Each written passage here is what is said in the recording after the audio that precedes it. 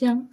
Eh bien, Théo, merci de votre demande de consultation. Merci d'être devant moi, puisque c'est une consultation face à face à mon domicile à Aix-Pers. Je vais donc vous transmettre votre message. Je vous ai expliqué un petit peu comment ça devrait se passer. Maintenant, je vais prononcer la phrase qui me permet d'entrer vraiment en canalisation et d'évacuer tout mon mental.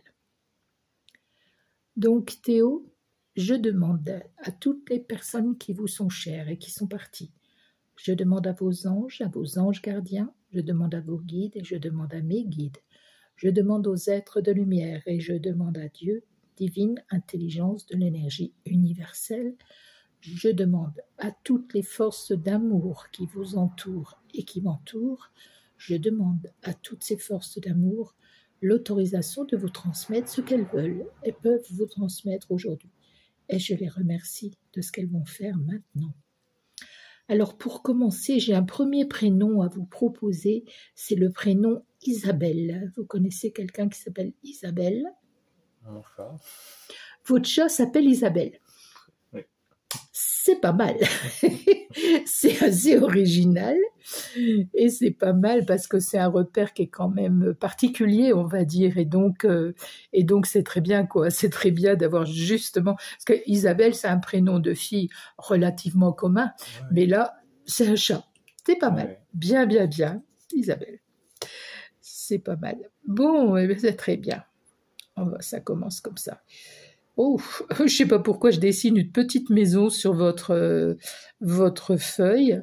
Vous êtes en train de vous chercher un logement, vous cherchez à déménager, vous êtes en train de construire.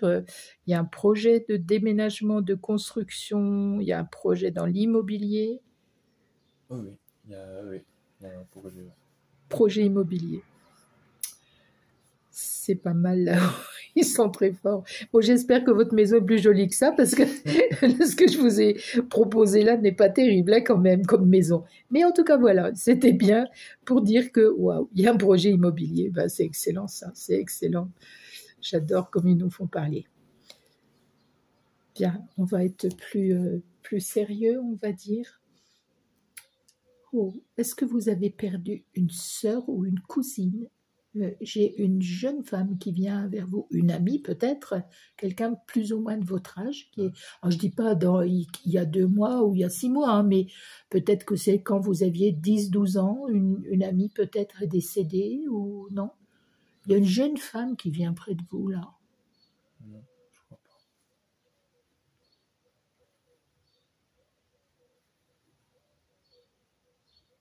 Jeune femme, jeune fille, hein, bien sûr, vous êtes tout jeune, hein, donc... Et votre maman n'a pas fait une fausse couche, il n'y a pas eu une perte d'enfant? Si, avant moi. Juste avant moi. Et c'était une fausse couche ou c'était quand même un bébé mort-né? Non, c'était une fausse couche. Une fausse couche. Et juste avant vous? Oui, entre mon frère et moi. Et ça va sembler bizarre la question que je vais vous poser, mais est-ce que votre maman est guérie, entre guillemets, bien sûr, de la perte de cet enfant? Est-ce qu'elle en parle souvent? Est-ce que c'est tabou, au contraire? Ou enfin, est-ce qu'il semble y avoir... je ne sais pas pourquoi cette jeune fille apparaît là, pourquoi elle vient? Non, pas... Enfin, on en parle, mais... Vous en parlez, oui. Ouais, c'est pas très joyeux comme sujet, donc... Évidemment. Mais ouais, c'est quand même étonnant. C'est étonnant qu'il y ait cette présence... Alors, pour moi, elle est apparue comme une jeune fille, une jeune femme plus ou moins de votre âge, hein, d'accord? Donc, ce qui semble signifier que de l'autre côté, de toute façon, les âmes continuent à grandir, à évoluer, et elle a voulu se présenter là comme si elle était à côté de vous aujourd'hui, hein, d'accord? Oh, ça, c'est un peu fort comme truc. Ok. Le prénom Dorothée, ça vous dit quelque chose? Non? Vous regarderez la date de la Saint-Dorothée alors, hein? Bien. Votre papa est décédé? Oui. Oui, c'est votre papa qui est là. Oh, alors c'est fou, j'allais écrire mon père.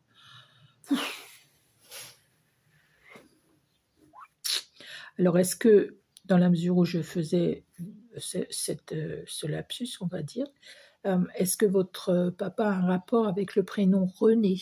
Non. Non. La Saint-René, c'est à l'automne. Je ne sais pas si c'est pas le 12 novembre ou quelque chose comme ça. Ou octobre. Ou votre papa était né, décédé en octobre ou en novembre? Le 6 octobre. Je pense pas que ce soit le 6, hein, la Saint-René, mais je regarderai, je vérifierai, mais je mets à côté le René, hein, le prénom, on sait que... C'est le nom de ma grand-mère. Ah, quand même, c'est le prénom de la grand-mère, Oui. D'accord. Donc il y a peut-être un peu... Mais c'est étonnant, c'était peut-être pour me dire, donne le prénom de ton père. Mais enfin, c'est votre papa qui est là, ça j'en suis sûre. Alors, comment je peux vous dire j'en suis sûre? C'est toujours difficile de répondre à ça, parce que on ne peut pas dire que je le vois là, physiquement. Vous voyez, j'ai pas une image de lui devant mes yeux. Je peux pas dire autrement. C'est lui, c'est lui, c'est votre papa. Je peux pas vous dire autrement, d'accord? Donc on va laisser venir. Il y a de l'humour, votre père, parce que vous qui êtes très grand, là il dit mon petit. Il avait beaucoup d'humour, votre papa, ou...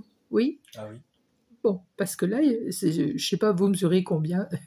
2 mètres. Vous faites 2 mètres et il vous appelle mon petit. C'est pas mal. J'ai eu un cas comme ça où c'était une épouse qui parlait à son mari en lui disant mon lapin, et c'est pareil, le lapin faisait bien 2 mètres. Mais en plus, il avait une baraque.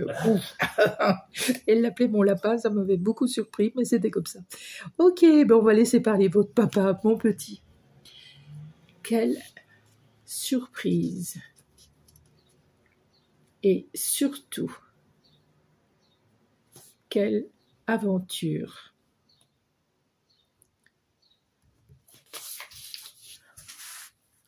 Tu ne t'attendais pas à ça. Et moi non plus. Si l'on m'avait prévenu de tout ce que j'ai découvert, crois-moi, je me serais tellement mieux préparé. Tu sais, ici, tout est vraiment en ordre et en paix. Sois assuré que cet ordre et cette paix viendra. Oh, c'est un beau message ça. Bientôt sur la terre. Les bruits et les cris qui seront entendus pendant quelques jours se tairont bien vite, et alors tu entreras en action. Tu as des mains faites pour relever les blessés, et tu as un cœur, c'est souligné, fait pour aider et aimer. Laisse venir à toi tout et toutes les douleurs, tu sauras très exactement où poser tes mains. Voilà ce que je devais te dire, te prévenir de ne pas avoir peur et de savoir te mettre au service de l'amour. Wow.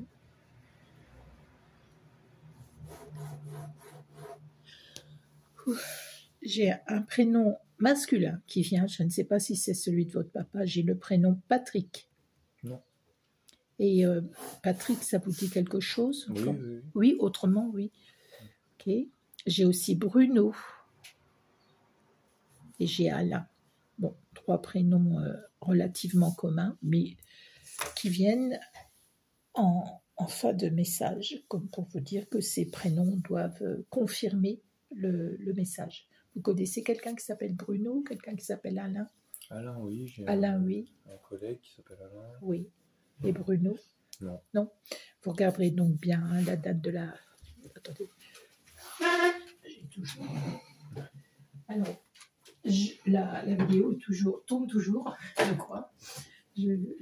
Volontairement, je l'ai laissé parce que, voilà, vous semblez très ému par le message, Théo. Je ne pensais pas que c'était mon père qui allait parler. Oui. Vous espériez quelqu'un d'autre? Non, j'espérais mon père. Mais... Vous espériez votre papa, d'accord. Mais la teneur du message est quand même assez particulière, puisqu'il vous parle... Alors, je ne sais pas si vous avez déjà entendu parler de ces fameux jours difficiles que l'humanité tout entière doit traverser. Et voilà, il vous parle ni plus ni moins que de ça. Et il vous parle de ce que vous aurez à faire après ces journées.